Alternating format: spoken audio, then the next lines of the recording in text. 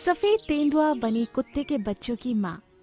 कुछ समय पहले एक गांव में कुछ छोटे छोटे पिल्लों की माँ रहती थी।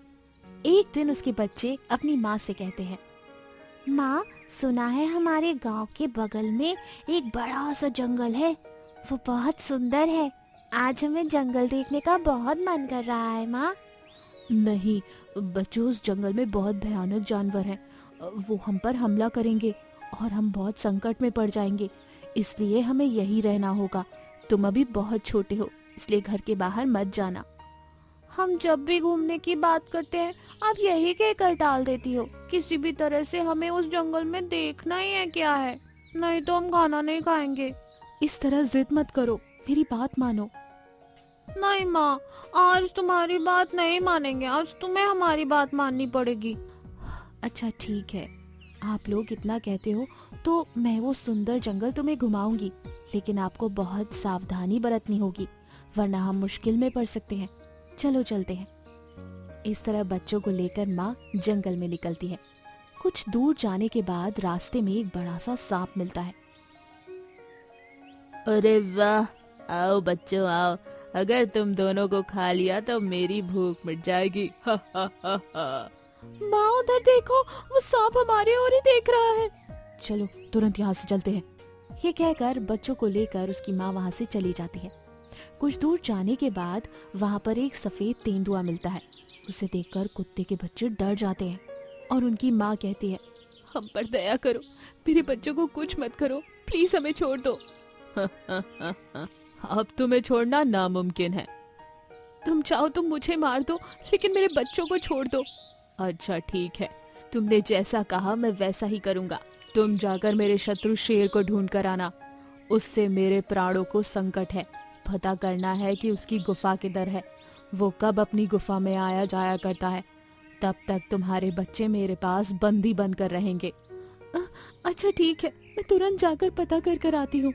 नहीं माँ, तुम हमें इस तरह छोड़कर मत जाओ प्लीज। बच्चों डरो मत, कुछ नहीं होगा, मैं तुरंत वापस आ जाऊंगी। इस तरह कहकर उनकी माँ वहां से चली जाती है। जंगल में जगह जगह पर ढूंढती है, लेकिन उसे कहीं भी वो शेर दिखाई नहीं देता और गुफा भी नहीं दिखाई देती।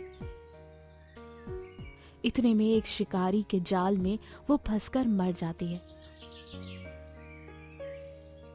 और वहां बहुत देर इंतजार करने के बाद जब उनकी माँ वापस नहीं आती तो सफेद तेंदुआ उन बच्चों से कहता है, तुम्हारी माँ ने मुझे धोखा दिया है, शेर का पता लगाने के बहाने यहाँ से भाग गई।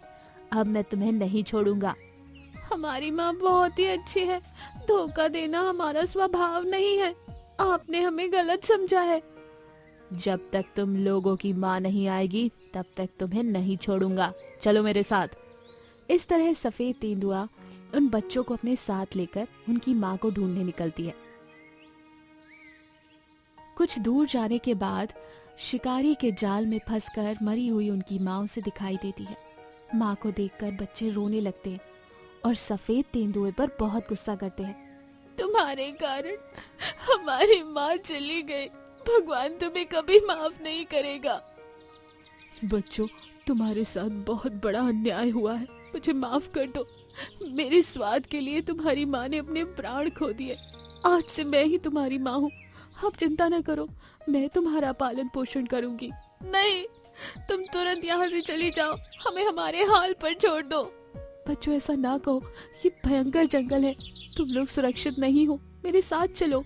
इस तरह सफेद तेंदुआ उन्हें मनाकर अपने साथ ले चलती है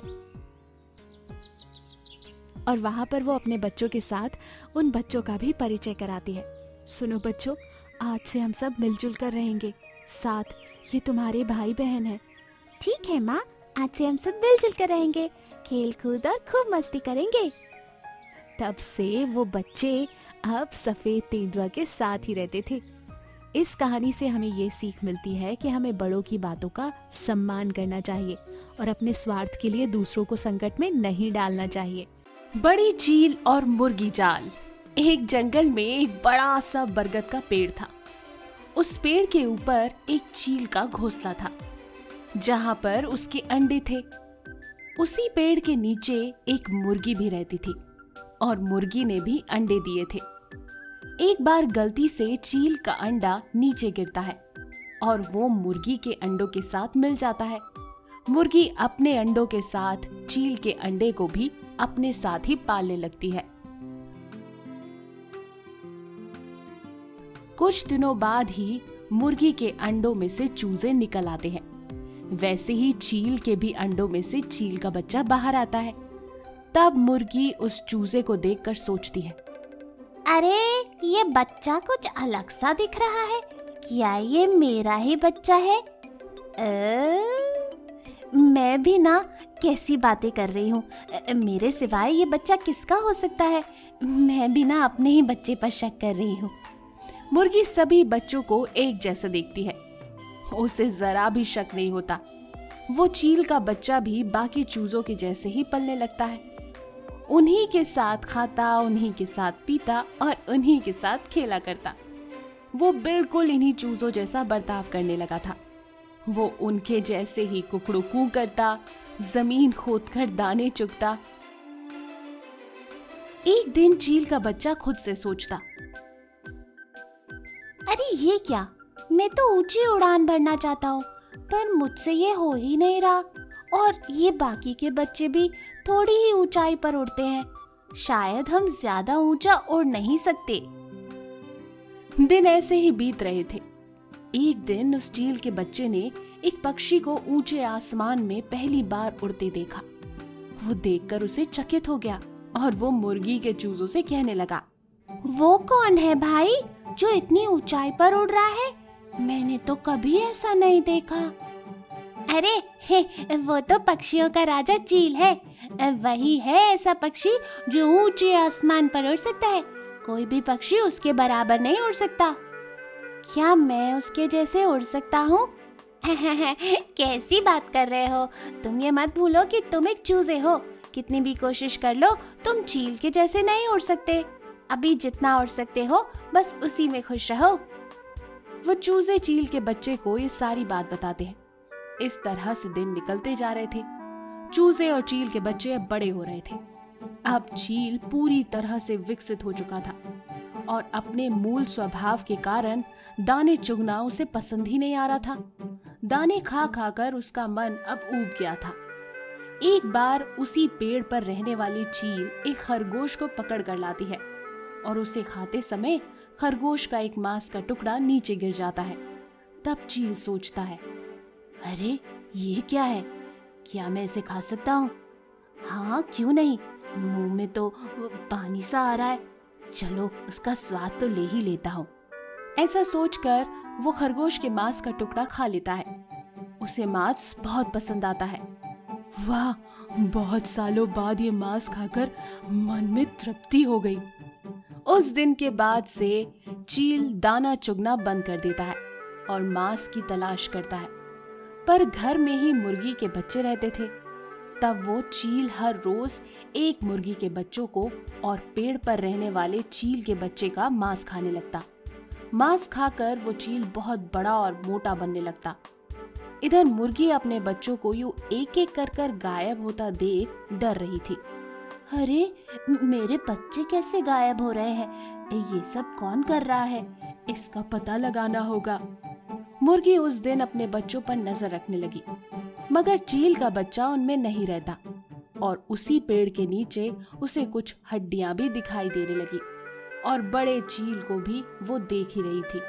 तब वो सोचती है, अरे ये क्या, ये मेरा बच्चा नहीं बल्कि चील है जिसे मैंने आज तक पाला, और ये तो दिन ब दिन बहुत बड़ा होता जा रहा है। मुझे तो पहले ही शक हुआ था, पर उस समय मैं फर्क समझ ही नहीं पाई। अब मैं क्या करूं? मुर्गी को चील पर शक होता है और वो तुरंत अपने दोस्त बंदर से मिलने जाती है और उसे सारी बात बताती है। बंदर, मैंने जिसे पाला वो एक चील निकला और अब वो मेरे ही बच्चों को मारकर खा रहा है। अब मैं क्या करूं? मुझे कुछ समझ नहीं आ रहा। मुर्गी तुम घबराओ मत, उस चील को जाल में फंसाकर सबक सिखाते हैं। और बंदर ऊपर पेड़ पर जाकर ऊपर से चील पर जाल डाल देता है। चील जाल में फंस जाता है, जाल से निकलने की कोशिश करता है।